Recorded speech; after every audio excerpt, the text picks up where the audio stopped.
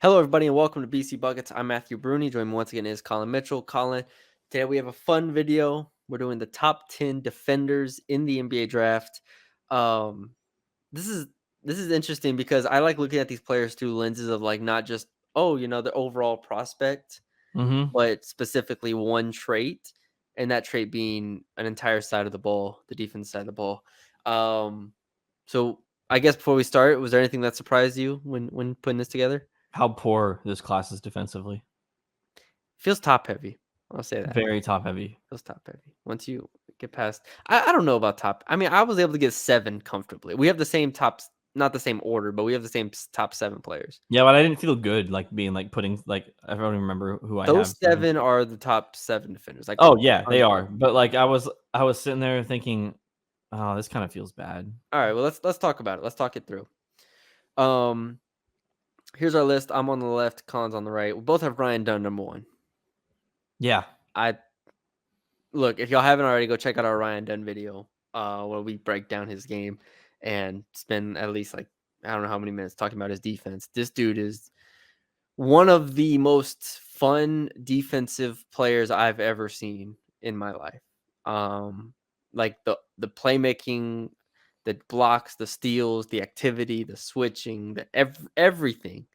I'm not sure. Like he's in my top 20. I think he's 22nd on my board, and it's literally just because the defense is so good. If he can literally do like anything with a pulse on offense, he's gonna probably start in the NBA for like 5-6 years. Yeah, if he can shoot 30% from 3, he's on the court. Dude, if he just dribble the basketball on Yeah. offense and like Yeah. dunk the ball sometimes, like he Unfortunately will for be. him, he can't though, but he is Yeah, an incredible defender. one day we'll get there. Yeah, incredible Playing defender. Tony Bennett basketball in Virginia, they don't teach offense over there. But yeah, so Ryan Dunn is our number 1 pretty easily. Number 2 is where we have a little bit of a fight. Colin hates short people and is completely discrediting It's not. Jamal Shed for what he's done. Not all it says. National Defensive Player of the Year, Jamal Shed. Stop. My list is based off of if they were defender in the NBA. That's what I was thinking in my head. How good would they Jamal be? Shed. Jamal Shed is an incredible defender for guarding ones and maybe some twos. Okay, one's a pretty important position. Like I'm putting him, bro. If he steps in, if he is Patrick Beverly, you're telling me that's not important? It's important, but Stephon Castle's better. I love Stephon Castle. He's number 3. I mean, he's my number 3 player overall, and he's my number 3 defender in this class. I love Stephon Castle. You know when I knew I loved Stephon Castle, and we're gonna do our sleepers. Well, actually, I've always loved Stephon Castle, but when it really, really, really sealed the deal for me, we haven't done our sleepers episode yet. But I was watching Terrence Shannon film, and I watched their game against UConn after watching like a bunch of these other clips and videos and highlights of him, and be like, man, Terrence Shannon can go. No one's stopping him. Stephon Castle, bro. Shannon was missing. He was missing. They had no shot. Now, obviously, Klingon had an incredible game that game as well. Blocked a lot of shots. Like as a team, UConn just overwhelmed them. But like Stephon Castle on Terrence Shannon looked like an NBA defender going against like a 5th-year college guy. That's like maybe late first. Like that's the difference in caliber there. So I love Stephon Castle. Yeah. I don't really have a problem with you putting him at 2. I have a problem with you putting Shed at 5. But regardless, Alexander Sarr is your number 3. I have him at 7. Ceiling wise, I can get there with you. I think he's definitely has the 3rd highest ceiling of this draft. I think. But do you think he has a 4? I think I was valuing a lot the switchability of everybody on this list. So I mean that's why I have Donovan Klingon 7. And like I said, I don't feel good putting like Donovan Klingon is a good defender. We'll talk about that later. But Alexander Sarr, he's not elite like I think Ryan Dunn and Stephon Castle is, but he's really, really good at a lot of things. And then he's switchable almost through 3 through 5, and he might be able to do some twos. And then obviously he's not going to be a problem with the pick and roll. So that's what I valued that a lot on to put him 3. Yeah, and he's like 7'1". Yeah, yeah, 7. No, he's a very good player. I don't have a problem with that.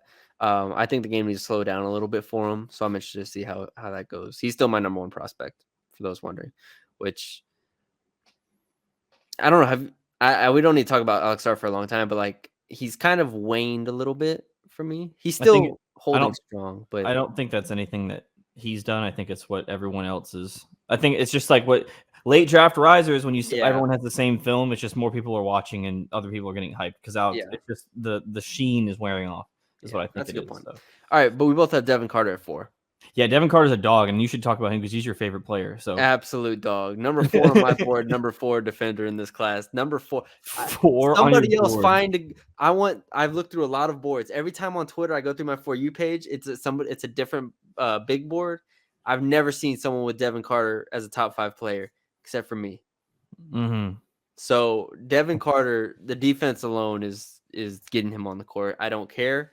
Incredible athlete, like recovery ability to block shots, steals, long arms, great instincts, good enough size, like, and then awesome strength. Yeah, I So mean he's 6'4" with a 6'9" wingspan. So this is where like you kind of mentioned, like the Jamal Shed, like maybe doesn't have the upside.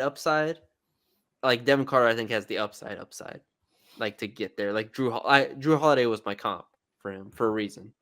Like that's how good I think he could be on defense. So, Ron Holland at 5 for me, at 6 for you.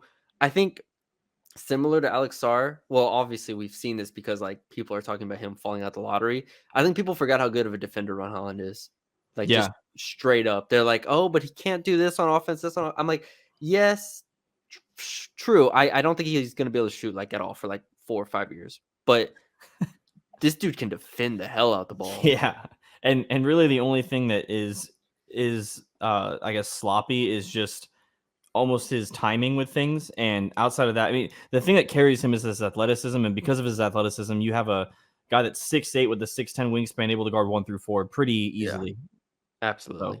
So And he's a dog too. Like he gets into people. yeah, he's So not if he backing does down. that from day one, I mean, I always like lightly compared him to Tari Eason. I kind of see that on the defense side of the ball. Hmm. I've been on record saying I think Tari Eason was a little bit more developed as a prospect. Also, I think he was a year older. But regardless, like I just like those type of guys on my wing on the floor. Clean. I have him at 6. You have him at 7. Hmm. I moved Clean up on my big board lately. I think I I moved him know. like 2 spots up, something like that, 3 spots up. Um, I don't buy the offense still for Klingon, but we're not talking about the offense on this video. We're talking about the defense, and I do think there is enough mobility in the paint to be a very good rim protector. He's not going to be great. I don't think he's Walker Kessler. Like I've been on record saying, well, Kessler was a better rim protector, but I think Klingon can make an impact early. I'm still not. I think he's a 10. Let me just look, godly, instead of guessing.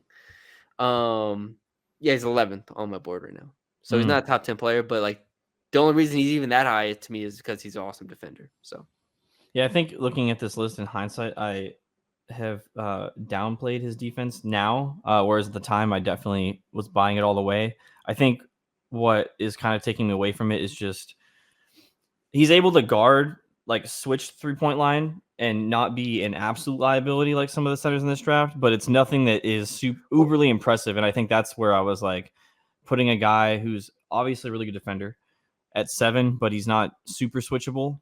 Just yeah, I hurts mean, I me. don't think switching is like everybody would love to switch. Oh, I don't mean in the sense that this guy like he needs to be able to guard guards. I just mean in the sense Yeah, that it's like foot speed stuff. Like he's yeah, positionally an incredible defender. Obviously, opponents shot like 43% at the rim with him. I just at the NBA level, I have him low on my board compared to a lot of people too. And it's yeah. just like it's mostly mobility and like I guess conditioning Cl- related. So Klingon might be like, again, not to go on a tangent, but like he might be someone who I've seen more and more and more, like just generally like as a number 1 and 2 on everybody's board. I feel like every yeah, board I open, he's 1 or 2. It's pretty crazy. We'll see if we're wrong about it. 8, I have Adem Bona. You have Zachary Risachet. I don't have.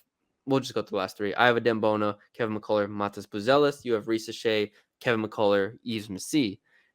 the 10 spot to me was very, very difficult on this Yeah. list. I feel good about Bona. I think he had like an 8.5 block percentage. Awesome motor, like good athlete. Do I think he's like awesome defender? Not really, but he has like a motor that like I can buy enough. So I did that, and then Matas Buzelis we disagree on, but I do think help side wise he's good and off ball, like he's really active and can make some plays and an awesome athlete. So if you want to buy his upside, you can on that end too. I think Shea does what you just said Matas Buzelis does, except better. So he should be on your board Well, or on your. I'll push back here. Buzelis is a better athlete. How much more better of an athlete are we talking about? I like vertical wise, like strength wise. He's more developed physically. Like he's a better athlete. You can say Shea has some flashes of like on ball defense that Buzelis doesn't have, I guess. But I think Buzelis is a better athlete. I mean, I saw everything that Buzelis does and better, and Shea's in a professional league. So, like help side, you're saying the G League's not a professional league, Colin? I am 100% saying that the Ignite just getting absolutely exposed and having to have Buzelis try to like clean up help What side. was their record, Colin? It was like I don't remember, but there was multiple records of their record, and nobody can for some reason get it. They closed down the G League Ignite after this year. Yeah. So yeah. Kevin McCullough, just to talk about him real quick. Yeah. Really good defender.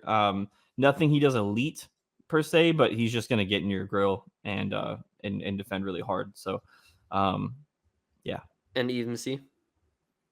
10 was just kind of a hard one for me. I haven't scouted Adam Bona yet, so probably would be a guy that would probably take that spot. Take a dive into Bona land.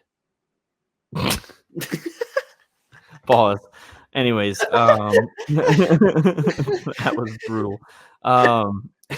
Okay, all right. Yeah, I didn't like to pick EMC there, but it's kind of where we're at. Did I have any honorable mentions? Reed Shepard, I think, is actually like an average defender. You were being serious. I mean, yeah. I mean, don't get me wrong. If Reed Shepard was like 6'4", he'd probably be like 6 on that list. So yeah, he would definitely be somewhere on this list. Feels like 3 inches taller, 2 inches taller. I just still have concerns about him getting attacked, even though he is a defensive playmaker who gets a lot of steals and activity. I buy that. Don't get me wrong, but like at the end of the day, how much of a playmaker can you be when Jason Tatum's backing you down through your chest and going right over you like that? He's gonna let him go by and steal the ball. Or Kyrie Irving comes down. Let him go by and steal the ball. Yeah, Kyrie. Yeah. Oh, you crossed me, and then he's gonna take it from him. Best ball handler ever. Ja Morant coming downhill. Oh, and then I'm gonna he takes the charge there for sure. He takes the charge there for sure. But they don't call charges in the NBA, so they're just like, nope, block. Sorry. Ja Morant dunks on him. It's like, no, sorry. It's a block. We don't do that here.